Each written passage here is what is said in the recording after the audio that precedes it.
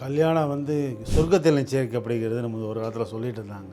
இப்போ சொர்க்கத்தில் நிச்சயிக்கப்படுகிறதா எல்லாம் தெரியல. இப்போ நிறையா மொபைலில் தான் நிச்சயிக்கப்படுகிறது. அப்படி தான் இருக்குது.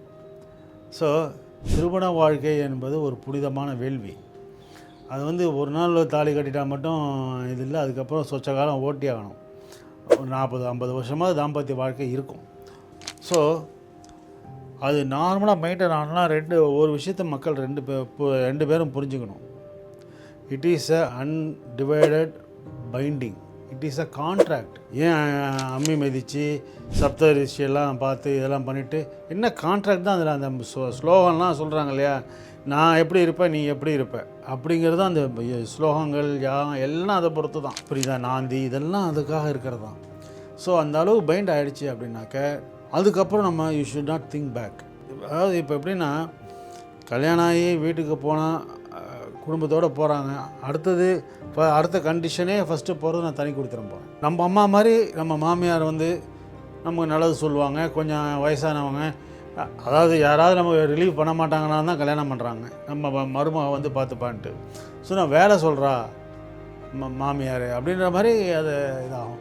ஏன்னா நம்மளோட குக்கிங் கொஞ்சம் கம்மியாக தான் இருக்கும், அவங்க குக்கிங் நல்லாயிருக்கும். ஆரம்பத்தில் டேஸ்ட் நல்லா இல்லைன்னா ஒரு வாரத்தை பேசுகிறது தான், நேச்சுரலாக பேசுகிறது தான். அதெல்லாம் எடுத்துகிட்டு நான் செய்கிறதெல்லாம் பிடிக்கல அவங்களுக்கு, எல்லாம் நெகட்டிவாக போய் நான் சொல்கிறதெல்லாம் ஹஸ்பண்ட்டை சொல்கிறதெல்லாம் வந்து அவர் அம்மாட்ட சொல்லிடுறாரு.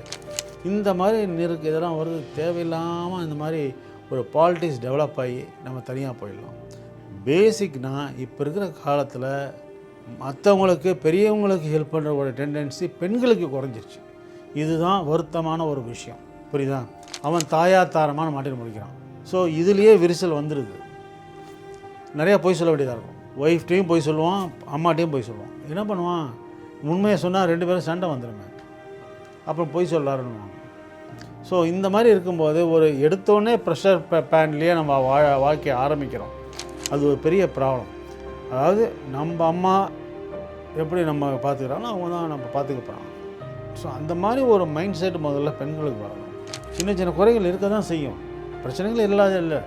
அதே மாதிரி நிறைய பேருக்கு தெரியாது, ஹஸ்பண்ட் ஒய்ஃபில் சண்டை வந்தால் அது சேர்த்து வைக்கிறது மாமியாரும் மாமனாரோ தான் சேர்த்து வைப்பாங்க. They are the people to who control family dimensions emotion. சண்டை இல்லாமல் பார்த்துப்பாங்க. போடா நீ அப்புறம் பார்த்துக்கிற, பையனே நீ ஒதுக்குவாங்க. இந்த மாதிரி ஃபேமிலியில் ஒரு ஆர்கனைசேஷன் மாதிரி இருப்பாங்க பெரியவங்க இருந்தால். அதெல்லாம் நீங்கள் என்ஜாய் பண்ணால் தான் தெரியும். அது அடுத்தது நம்ம வந்து இப்போ என்னென்னா ஈக்குவாலிட்டின்னு ஒரு காலத்தில் முந்தியெல்லாம் பேட்ரியாக்கல் மேரேஜ் சிஸ்டம் அப்படின்னு சொல்லியிருந்தோம். பேட்ரியாக்கல்னால் சந்ததி மாதிரி வருவாங்க, அதில் ஆண் தான் தலைவன், பெண்கள்லாம் அவங்க சொல்கிறத கேட்கணுங்கிற மாதிரி. இப்போ அந்த சுச்சுவேஷன்லாம் கிடையாது. நீயா நானா அப்படின்லாம் அதான் போயிட்டுருக்கு.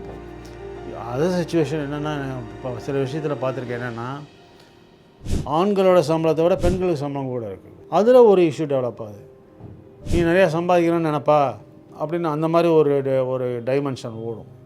இது எல்லாமே மனசு விட்டு ஒழுங்காக பேசுனா சரியாக போகும். அதாவது டைம் ஷேர் பண்ணுறத டியூரேஷன் குறைஞ்சி போச்சு.